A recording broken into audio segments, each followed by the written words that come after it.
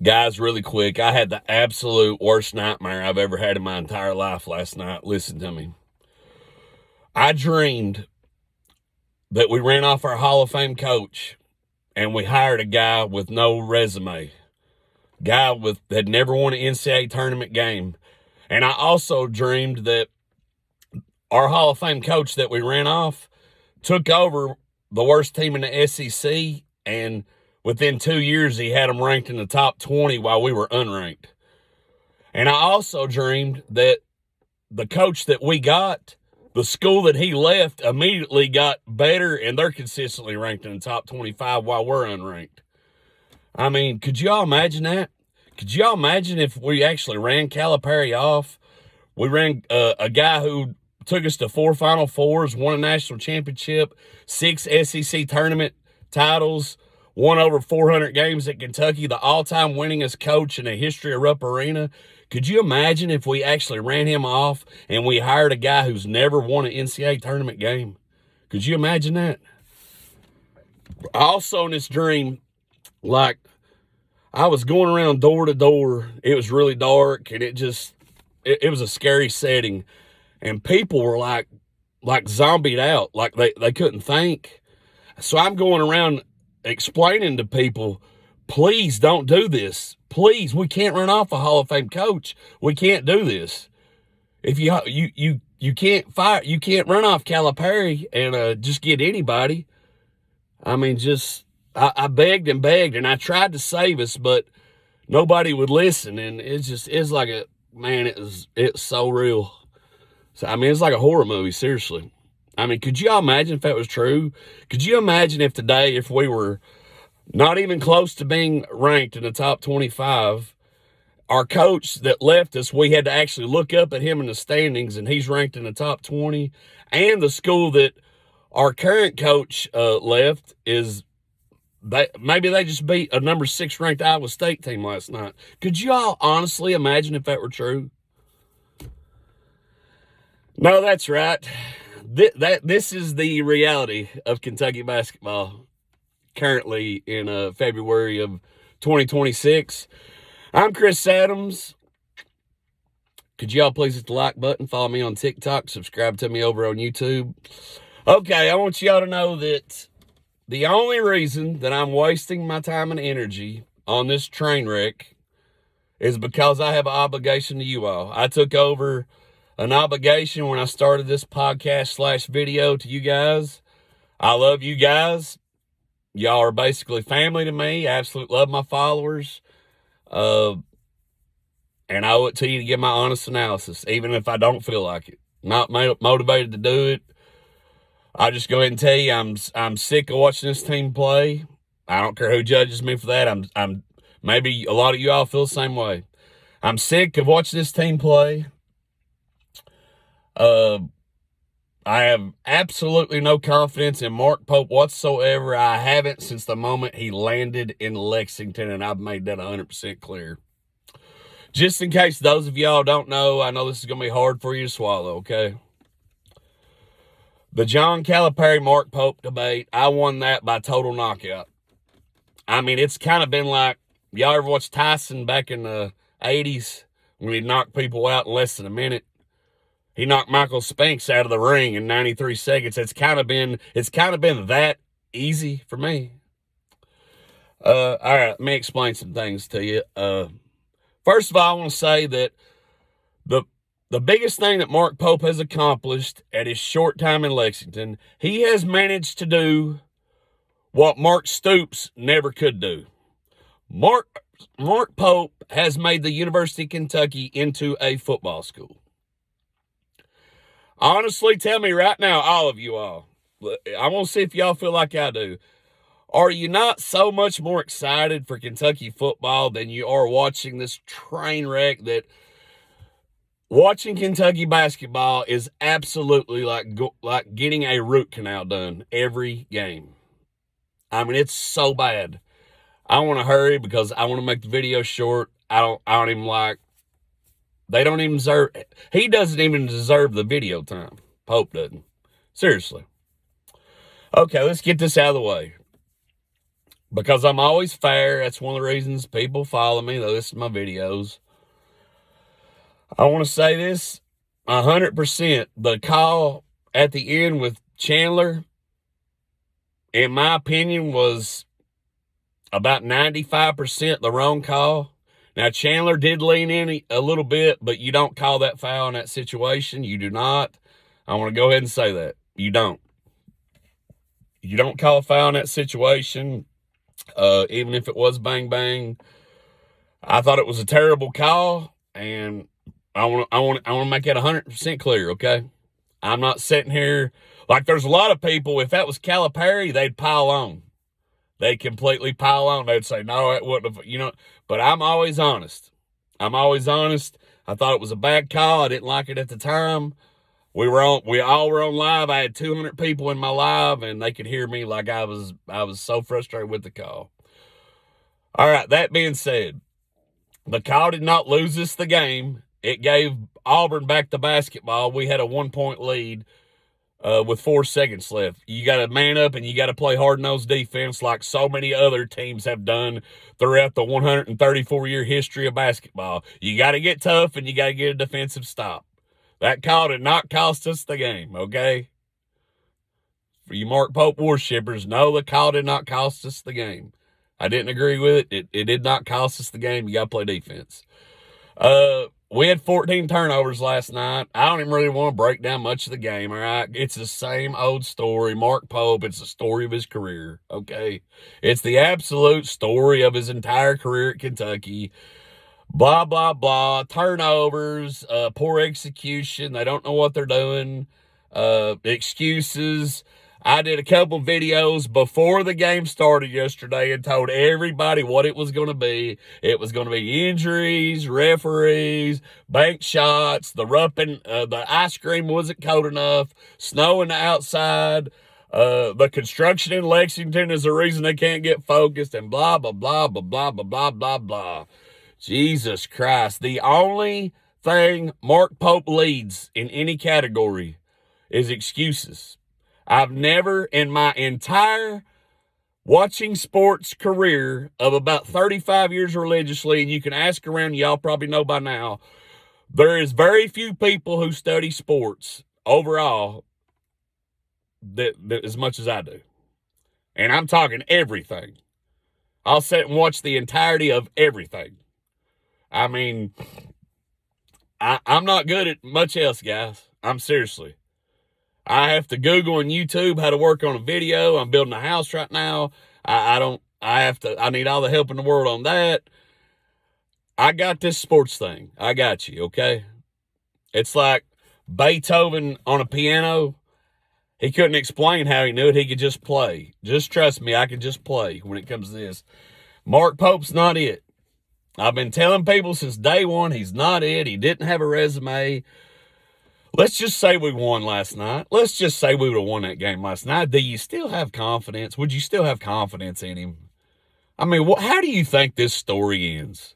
How do you honestly think the Mark Pope chapter in the University of Kentucky is going to end? How do you all think it's going to end? Let me paint a picture for you all. 50 years from now,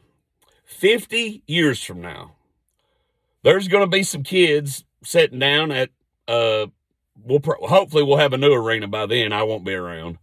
But there's going to be some kids, pregame or whatever, and they're going to look at the history of Kentucky basketball. Here's what they're going to see. They're going to look, man, Rick Pitino, that was a great, man, look at his there, how good he did. Look at how good Rick did. Wow. Tubby won a championship in his first year. He won a championship the first year he took over. Man, we were great then. Who's this Gillespie guy?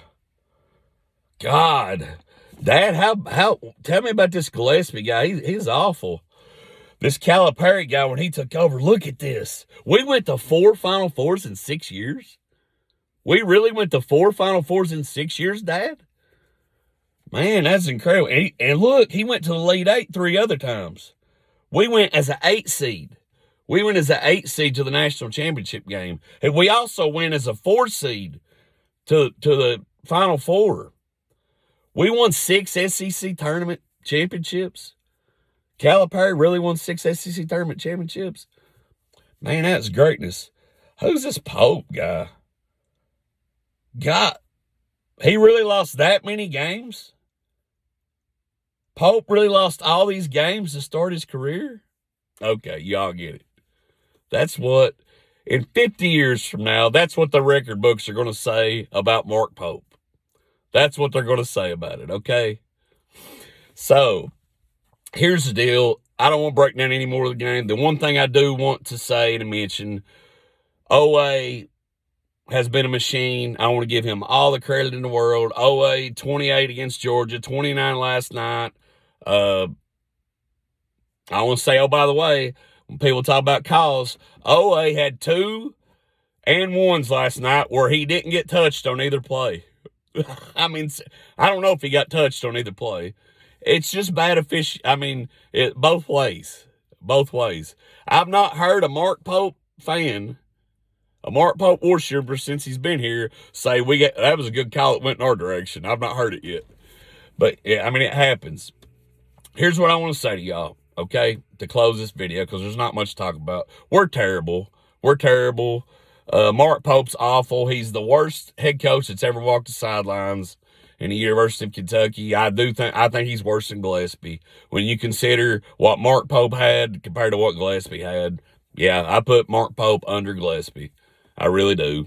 But anyway, I want to explain something to you, and a lot of my followers are actually going to understand it. I wouldn't even waste my energy before, because if you're a Pope worshiper, you're not even going to look at this or whatever. I'm trying to explain it to you where you can understand. I'm trying to help everybody grow their sports and basketball knowledge. This is for people who watch it with an open mind. I'm going to lay this out for you, okay? And I've said this anybody who understands great coaching. Yesterday, Kansas lost at home to Cincinnati. Kansas lost at home to Cincinnati. One of the worst losses of the college basketball season. Cincinnati's terrible. They beat Kansas by 18 in Allen Fieldhouse, Fogg Fieldhouse, whatever they call it these days. They beat Kansas. One of the worst losses of the season. Self gets a pass for that. You know why Bill Self gets a pass for that? He's a national champion. Hall of Fame. He's one of the greatest coaches of all time. He's one, you know what I mean? He's on Mount, of the current head coaches, Bill Self's on Mount Rushmore. He gets a pass for that. Kansas has struggled the last 3 years. Kansas has really struggled. Seriously. They've not been too irrelevant for Kansas the last 3 years. He gets a pass because of his resume. Rick Pitino has underachieved at St. John's. He's underachieved at St. John's. They should have made the tournament 2 years ago. Rick Pitino failed to do that. Last year, they were heavily favored, and Calipari sent him to the house on the first weekend. This year, they were struggling really, really bad. Calipari also, with one of the worst losses of the college basketball season, they lost at home to Providence earlier this year. Providence is under 500. That's one of the worst losses of the college basketball season. Rick Pitino gets a pass because he has a resume.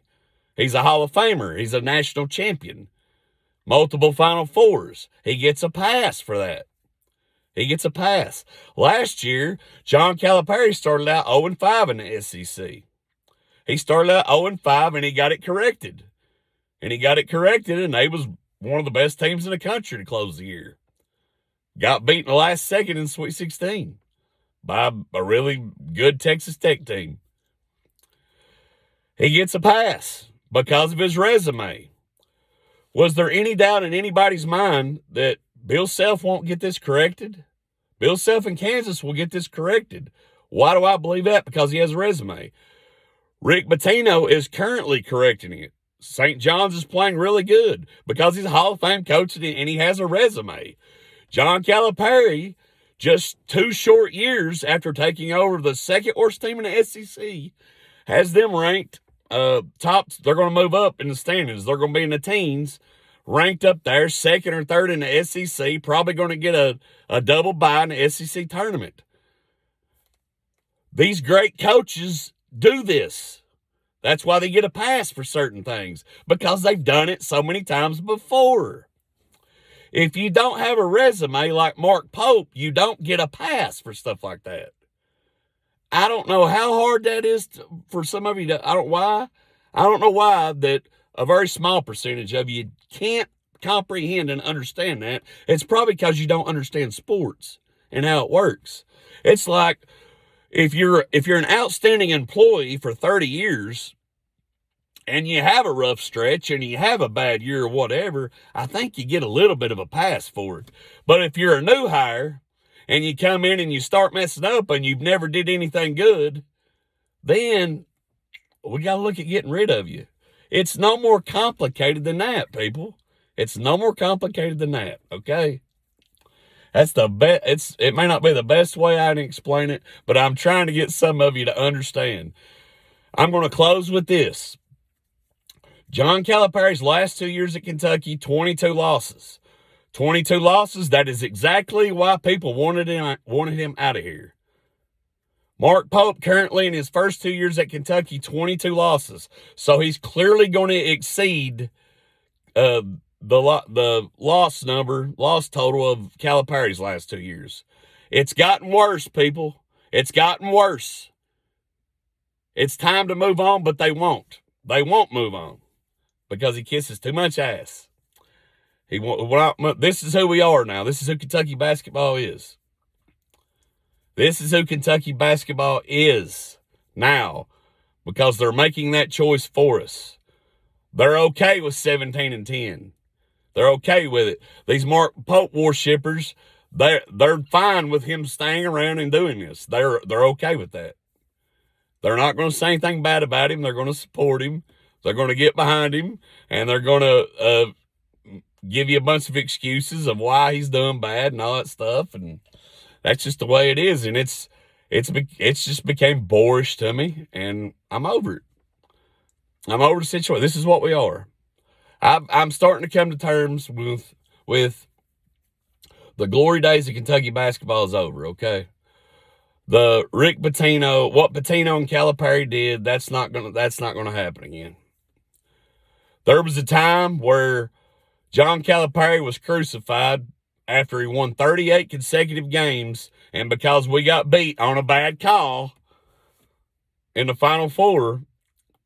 I'm not saying that cost the game, but it played a factor, just like last night. But there's a time when Coach got crucified for that, and now 17-10 is okay with some of these people. It's a joke. I'm going to end the video, 18 minutes long. Kentucky basketball is an absolute dumpster fire. Shut your eyes and let me know if you think Mark Pope is ever going to take us back to where we should be. I don't think so. Everybody have a great day.